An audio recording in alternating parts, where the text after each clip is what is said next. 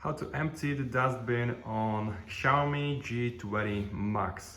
So as you can see, this is the Xiaomi G20 and I got the full dustbin. This is actually very simple how you can empty the dustbin. Down here is this little thing and you have to push it.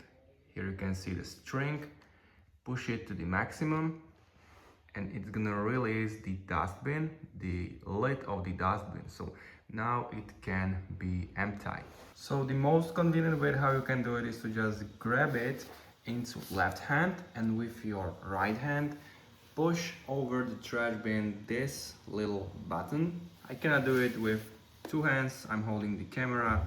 So grab this over the trash bin and just empty it.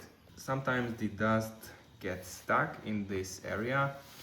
You just have to continue with cleaning and it's gonna move to this area.